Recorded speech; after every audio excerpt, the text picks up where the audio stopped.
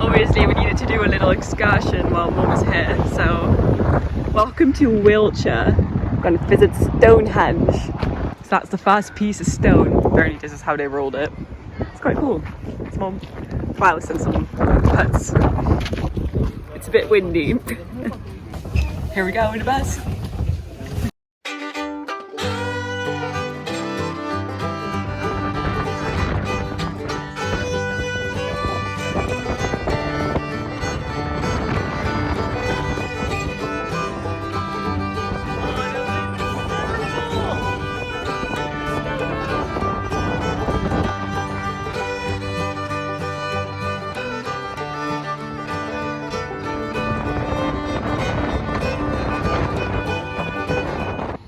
Straks schiet het mijn ogen of zo. Nee. Schiet niet je ogen.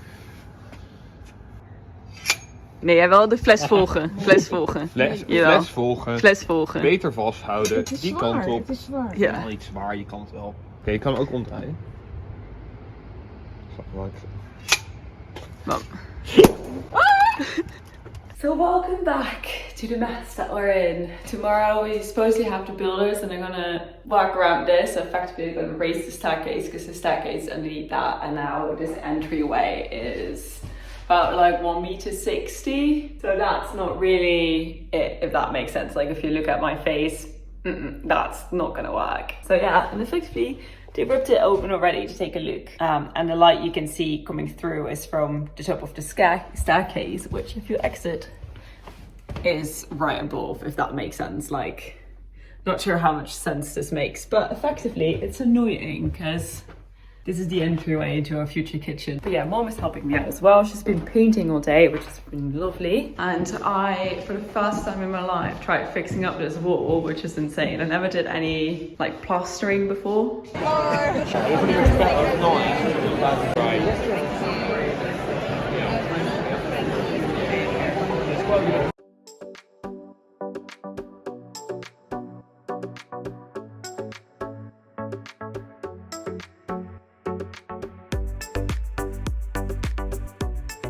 Back to another day of DIYing. We're all three, it's all three here, it's a Saturday, and they fixed the staircase. Look at that. That's amazing. So we're now standing here being the Staircase Appreciation Society with three of us. That's what we're doing. So this is what it currently looks like. And it's really pretty. And it matches the staircase, so that's good. And we asked them to do it like this, so we're really happy with the result, if that makes sense. And now we have a normal entryway into the kitchen. Look at that. It's like, it's still a mess, but effectively we now have a doorway that we can actually walk through without hitting our heads. So I actually fit, if I go down the stairs, that is like space above my head now, which is great. So that's amazing. We're having a small break. Klaus just helped me out. We're removing all of the mesh. As you can see here, there's like a stack of mesh that was behind these. And they were in like a bit of an odd location. So I finished up plastering the wall, but they were like up here, which is a bit weird. So effectively I am now trying to turn them into cupboards. So I just, you know, nailed like ply behind it, and I'm just gonna paint it essentially, and then it's like a normal cupboard without the freaking mesh. I just put it behind there, got some polyfiller around the edges, and now I have to just wait for it to dry. And we need to get more ply because this is the only bit of ply that I've left, which is obviously too small. So I suppose we're off to being cute with the car.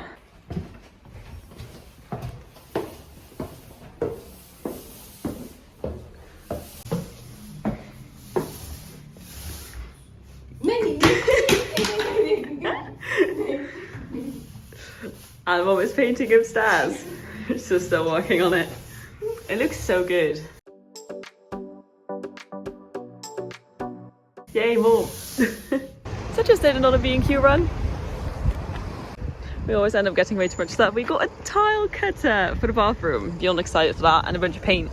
So we get to do some more painting of the walls eventually after the wainscoting is up. But they had a discount, so we figured, why not get it? And, you know, more paint, more ply. So let's get those doors done. Back in the car, because it is rather chilly. It is a bit chilly outside still. But we got some more stuff. We have my little new baby in back. I'm so excited for tile cutter. But obviously, like, the tiling is going to be at the end of the bathroom.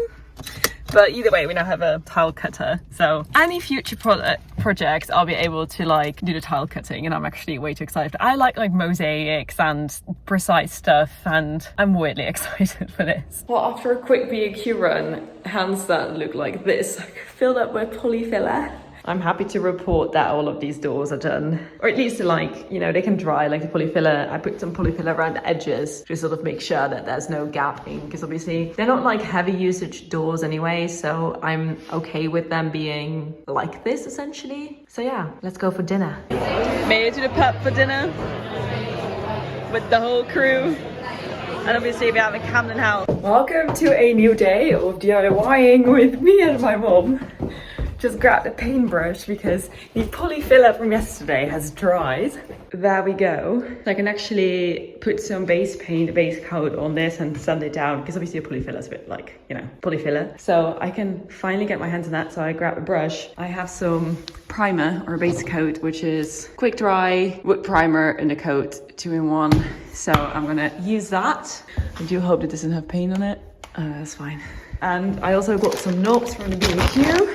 They're just plain ones, because obviously it will be high up there. So to have like hardware that stands out, it's just gonna gain too much attention. Maybe I'll swap them out later, who knows? But for now, this is the way we're going. I'm just gonna paint those white as well. So they need a base coat as well. Then mom yesterday painted the ceilings. It looks so good.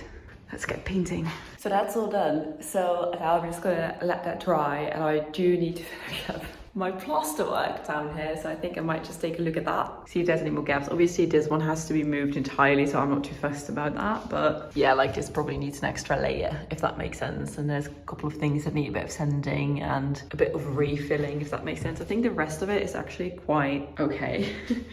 This one actually also needs an extra layer. I think the rest of it's actually quite, you know, good. It's straight. It's pretty solid actually. And obviously we have the big hole here, for which I need actually different plastic, because I don't think that one is actually suited to fill a gap that's this big. Then we have a nearly finished wall that's ready to be painted. I know, it looks absolutely disgusting. And it's about time for lunch, so we're having a well-deserved pizza break. So I have another quick update. So I actually ended up painting that. I actually did not end up doing any of the plaster, but that got a layer of paint. And now also all the backs of these little cupboard doors, I also ended up giving them another base coat. So effectively, that one looks quite good now. So I think I might need an extra coat of like base coat on the parts that have already been painted. Sort of effectively the cupboards need an entire extra layer of paint, like the entirety of it, and then they're effectively done.